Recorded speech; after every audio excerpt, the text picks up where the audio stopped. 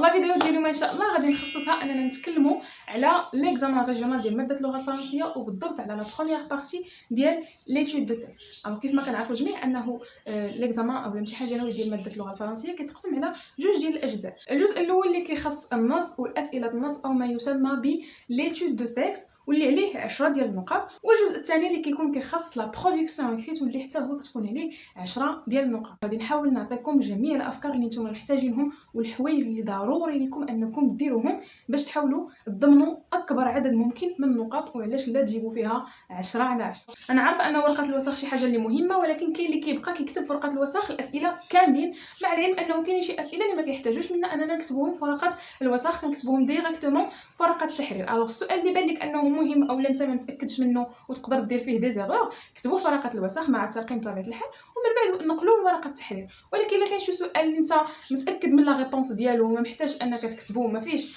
اخطاء او لا سؤال اللي صغيور، ما كاينش لاش تضيع فيه الوقت، تكتبوه في ورقه الوسخ ومن بعد عاد تزود نقلوه في ورقه التحرير. كيف ما قلت لكم، حنا العامل اللي كيلعب علينا نهار الامتحان الجهوي هو العامل ديال الوقت. حاول انك تشوف فقط الكلمات المفتاحيه اللي كتبين لك انت اش من روايه غادي تخدم عليها او اش من روايه تحطات لك. كيف ما كتعرفوا انه عندكم في ماده اللغه الفرنسيه 3 ديال لي زوفر، نهار الامتحان الجهوي كتحط لك وحده من هذوك لي زوفر، كتحط لك فقط ان اكستري ولا ان تكست من وحده من هذوك لي زوفر، وحنا ما عارفينش اكيد اش من اوفر غتحط في اش من جهه.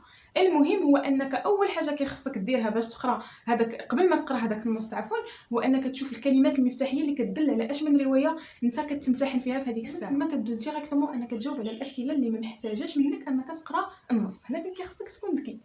ليك شي سؤال ساهل وما محتاج انك تكتبه في ورقه الوسخ حد دوزو لورقه التحرير، كتبو ديريكتومون في ورقه التحرير. ليسونسيال انك تحترم الترقيم ديالو باش هكذا بطبيعه الحال المصحح يكون عارف ديجا على اش من سؤال انت كتهضر. جبتي رقم واحد جاوبتي عليه، ما عرفتيش الجوج وما عرفتيش الثلاثه، نقز للسؤال رقم 4 وكتب الرقم 4 وكتبو تحت من واحد ديريكتومون. ما تخليش هذاك الفراغ ديال جوج او ثلاثه ديال السطور على اساس انك غادي ترجع للسؤال رقم 2 وغادي تجاوب عليه في هذيك الجوج او ثلاثه ديال السطور. شكون يضمن لك اسيدي ان ديك زوج ولا ثلاثه السطور غادي يكفيوك في السؤال رقم 2؟ يعني باش ضمنتي انت هذوك جوج السطور غيكفاوك، نقدروا ما يكفاوكش وتبدا كتزاحم في الكتابه وكتضرب وكتعاود، وهنا غادي تضيع الوقت اكثر واكثر، وغادي تضطر انك تجيب ورقه اخرى وتعاود تكتب فيها الامتحان من الاول حتى الاخر. علاش اسيدي انا غادي طيح في هذا المشكل كامل؟ لا كيسيون في 10 حاول انك تحترم لو سوجي او تحترم لا كيسيون اللي تعطاتك فيها، وحاول انك تجاوب دون فاسون ارغومونطاتيف، يعني كيخصك تعطي دي زارغومون، ان ارغومون او دو زارغومون ولا على حسب اشنو كتبين لك هما.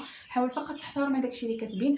واحد المساله مهمه بغيت نقولها لكم بخصوص لا كيسيون في 10، راه اي راي او اي ريبونس كتبتيها كانت كوريكت راه كتحترم من طرف المصحح. يكفي فقط انه يكون فيها دي زارغومون وتحاول تقنع المصحح بوجهه النظر ديالك الخاصه. ماشي ضروري تكون كوبي كولي من صاحبك، ماشي ضروري الراي ديال صاحبك هو اللي يكون عندك. صاحبك يقدر يكون موافق هذيك الحاجه وانت تقدر تكون معارض لها، يعني الاختلاف لا يفسد للود قضيه كيف ما كنقولوا. ليسونسيال هو ان الحجه ديالك تكون باينه وتكون لوجيك وتقنع بها المصحح. هذا ما كان، واخا يكون عندك لا ريبونس ماشي متاكد منها، واخا يكون عندك اشكال في هذيك الجواب، ممكن يكون صحيح ممكن يكون غلط، ليسونسيال هو انه عندك في دماغك اللهم نكتب هذيك لا ريبونس كانت صحيحه، هذاك الشيء اللي بغينا، كانت خاطئه ماشي مشكل، المهم انا كتبتها وما خليتش الفراغ في السؤال. 4 نقطه ماشي هي 0 نقطه في هذاك السؤال. المهم انك ما تخليش شي سؤال بدون جواب. تاكد انك نقلتي جميع الاجوبه اللي كتبتي في ورقه الوسخ نقلتيهم لورقه التحرير، حيت شحال من واحد كيبدا كيزرب